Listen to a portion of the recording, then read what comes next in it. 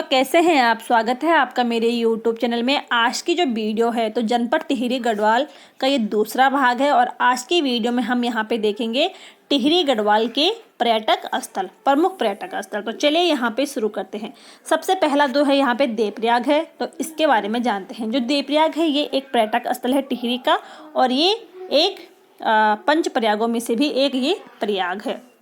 जो देवप्रयाग है ये भागीरथी और अलकनंदा के संगम पर है और इन दोनों नदियों को सास बहू के नाम से भी जाना जाता है। जो भागीरथी नदी है ये देवप्रयाग के बाद गंगा के नाम से जानी जाती है और देवप्रयाग में दो कुंड भी हैं, ब्रह्म कुंड और वशिष्ठ कुंड। अब जो ये देवप्रयाग है तो कैसे इसका नाम पड़ा होगा, तो माना जाता है यहाँ पे कि सतयुग में एक देव शर्मा नामक के एक ऋषि थे और उन्होंने यहाँ पे तपस्या की थी, तो इसी वजह से देवप्रयाग के नाम से जाना जाता है। इसके अलावा देवप्रयाग में एक प्रसिद्ध मंदिर है रघुनाथ मंदिर और इस मंदिर की जो शैली है तो ये जो रघुनाथ मंदिर है ये द्रविड़ शैली में बना है और जो ये मंदिर है ये आदि गुरु शंकराचार्य जी द्वारा बनाया गया था। देवप्रयाग को सुदर्शन क्षेत्र व इंद्रप्रयाग के नाम से भी जाना जाता है और रघुनाथ मंदिर के द्वार पर पृथ्वी शाह के शासन का एक लेख लिखा गया है और वो लेख मथुरा बैरानी द्वारा लिखा गया है। ठीक है, तो अभी मैंने आपको बताया था कि माना जाता है यहाँ पे सतयुग में देव शर्मा नामक के एक ऋषि थे, उन्होंने यहाँ पे तपस्या की थी और इसी वजह से देवप्रयाग के नाम से जाना जाता है। अब जो अगला पर्यटक स्थल है वो है चंबा। तो जो चंबा है ये टिहरी में स्थित है और यहाँ पे प्रति वर्ष 21 अप्रैल को एक मेला लगता है और ये मेला किसकी याद में लगता है, तो विक्टोरिया क्रॉस प्राप्त करने वाले गब्बर सिंह की याद में ये मेला लगता है। और चंबा के निकट ही यहाँ पे श्रीदेव सुमन का जो जन्म स्थान है जोल गांव भी यहीं पे स्थित है।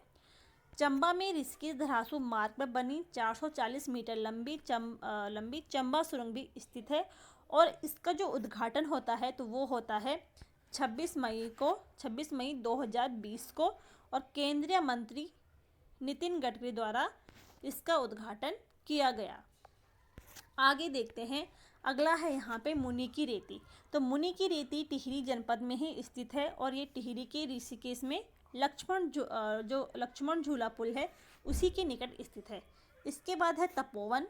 तपोवन भी एक पर्यटक स्थल है और ये जो तपोवन है ये भी मुनि की रेती के ही निकट स्थित है। यह स्थल ऋषिकेश में मुनि की रेती के निकट स्थित है। अगला है खैंड पर्वत। तो खैंड पर्वत को अप्सराओं का देश भी कहा जाता है या इसे आचरियों या परियों या अप्सराओं का निवास स्थान या देश भी कहा जाता है।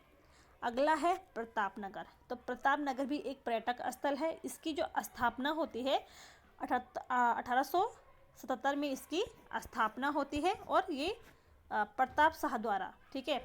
प्रतापनगर में नागराजा का एक प्रसिद्ध मंदिर है सेम मुखीम मंदिर भी स्थित है प्रतापनगर में।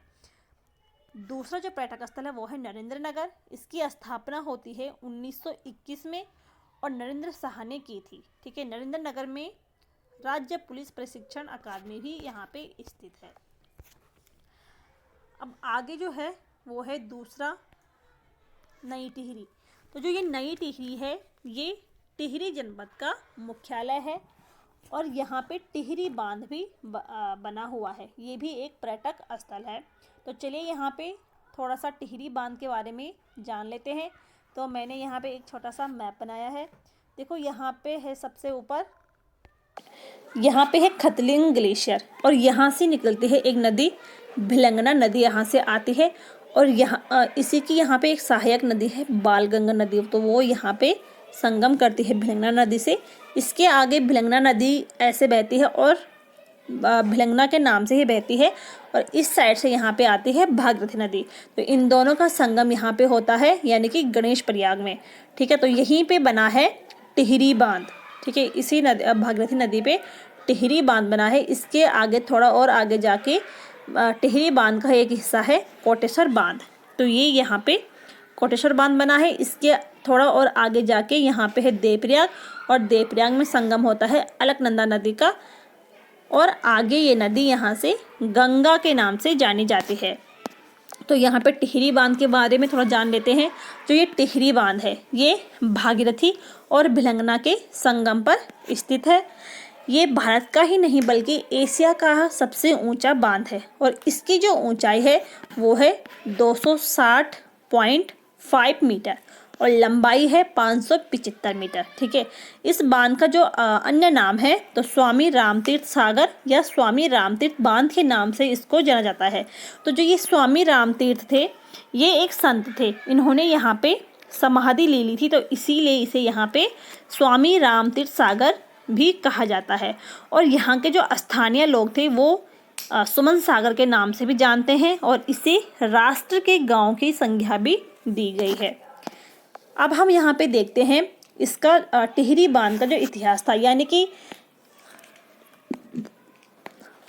निर्माण कार्य यहाँ पे कैसे शुरू हुआ, यानी कि टिहरी बांध का निर्माण कार्य कैसे शुरू हुआ। तो जो ये सबसे पहले जो ये पुरानी टिहरी थी तो ये कभी पंवार वंश की राजधानी हुआ करती थी।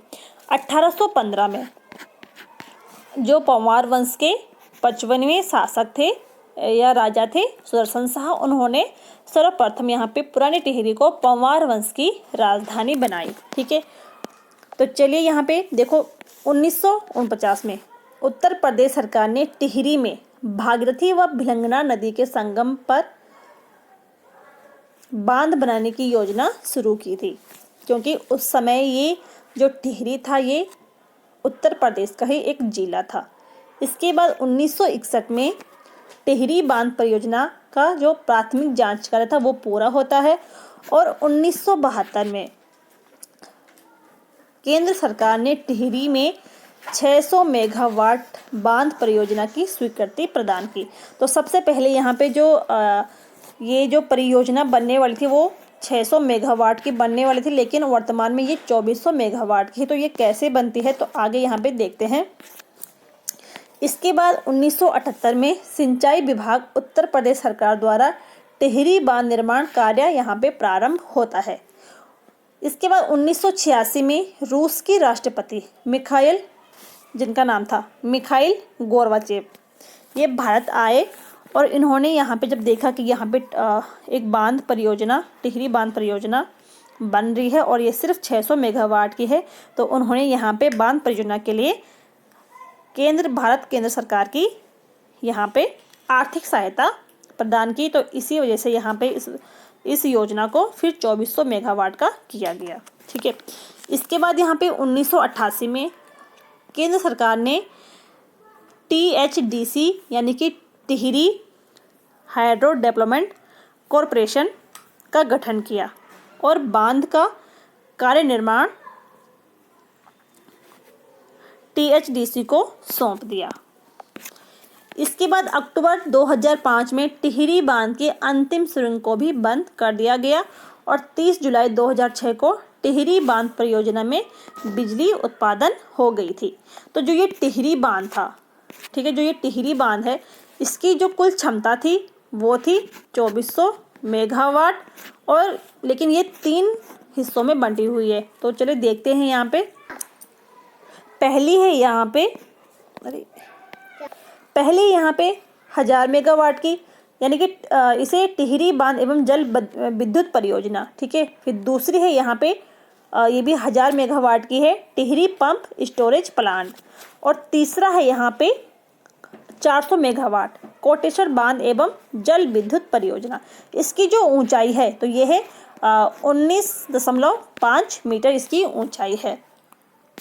ये जो इसका कुल क्षेत्रफल है वो है 42 स्क्वायर मीटर और इसे 30 जुलाई 2006 को राष्ट्र को समर्पित किया गया, प्रथम चरण। ठीक है, इस बांध का जो डिजाइन बनाया है तो वो है प्रोफेसर जेम्स ब्रूम, इन्होंने इस बांध को डिजाइन किया है और उत्तराखंड सरकार को यहाँ पे 12% बिजली फ्री में प्राप्त होती है।